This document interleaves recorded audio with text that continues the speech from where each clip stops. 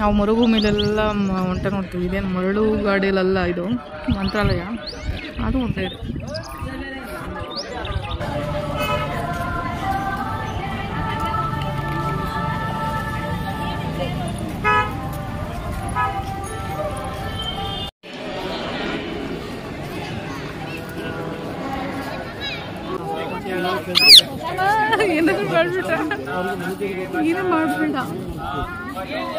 ನನ್ನ ಲೈಫಲ್ಲೇ first time ಹೋಗಿದ್ದು ಮಂತ್ರಾಲಯಕ್ಕೆ. ನಾನು ಆರಾಧನೆ ಟೈಮಲ್ಲಿ ಹೋದ ವರ್ಷ ಹೋಗಿದ್ದಿದ್ದು. ಆ್ಯಕ್ಚುಲಿ ಅವಾಗ ಒಂಥರ ಲೈಫು ಚೆನ್ನಾಗಿತ್ತು. ಯಾಕಂದರೆ ಚೆನ್ನಾಗಿದ್ದಾಗಂತೂ ಮಂತ್ರಾಲಯಕ್ಕೆ ಕಾಲಿಡಲಿಲ್ಲ, ಕಾಲು ಚೆನ್ನಾಗಿರೋವಾಗ. ಬಟ್ ಟ್ರೈನ್ ಮುಖನೂ ನೋಡಿರಲಿಲ್ಲ.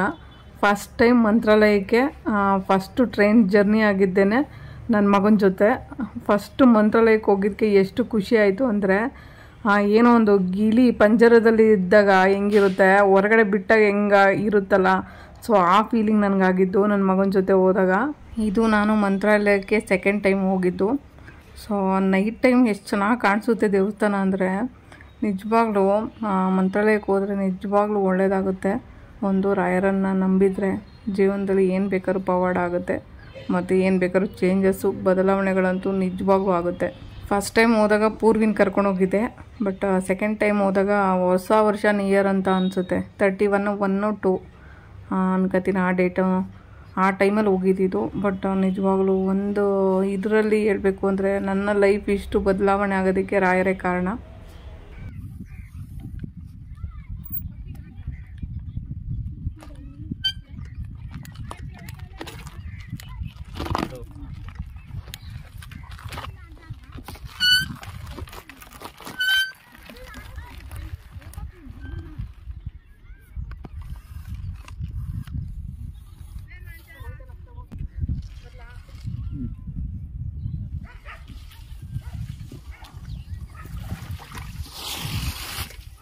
ಆ ನೀರಲ್ಲಿ ಹೋಗೋದೇನೋ ಹೋಗ್ಬಿಟ್ಟೆ, ರಿಟರ್ನ್ ಬರ್ಬೇಕಾದ್ರೆ ತೆಗ್ಲಾಕೊಂಬಿಟ್ಟೆ ಅಲ್ಲಿ.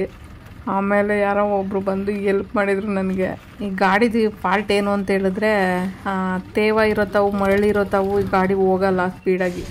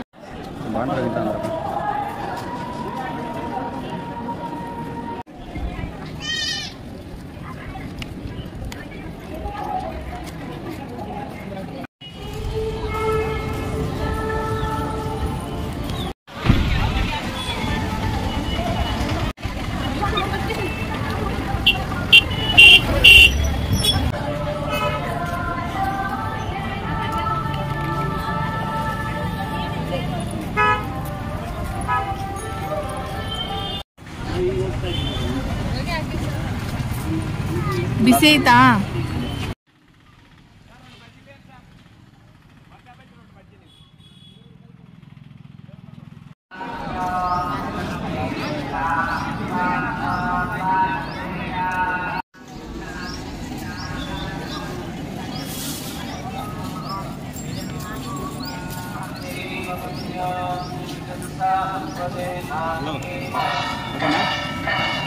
ನಿನ್ನ ವಿಡಿಯೋ ಸ್ವಲ್ಪ ಕಮ್ಮಿ ಮಾಡು.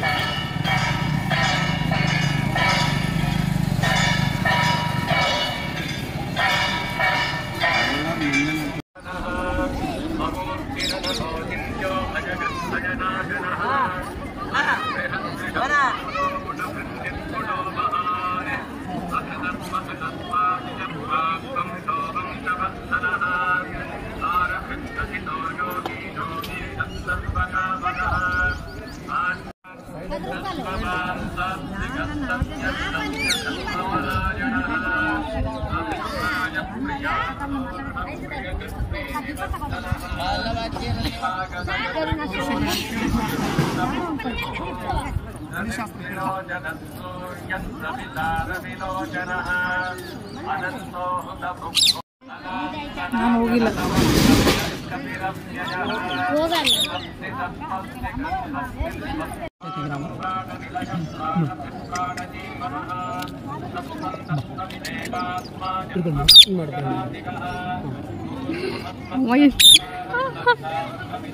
ಲೇಖನ ರಾಘವೇಂದ್ರ ಇರ್ಲಿ ಇರ್ಲಿ ಬಿಡು. ಏನಾದ್ರು ಮಾಡ್ಬಿಟ್ಟ ಏನು ಮಾಡ್ಬೇಡ.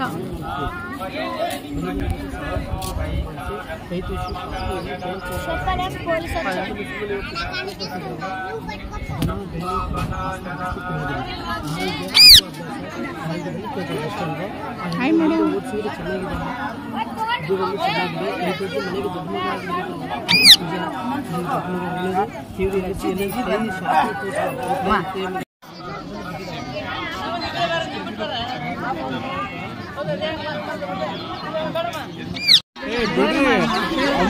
ಅಲ್ಲೇ ಮಾಡ್ತೀರಾ ಮತ್ತೆ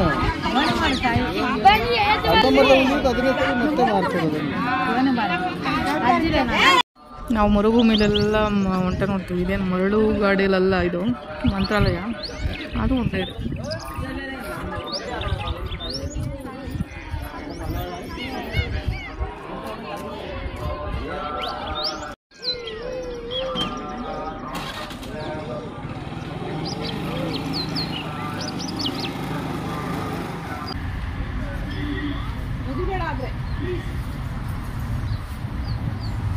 ಅಯ್ಯೋ ಎಲ್ಲ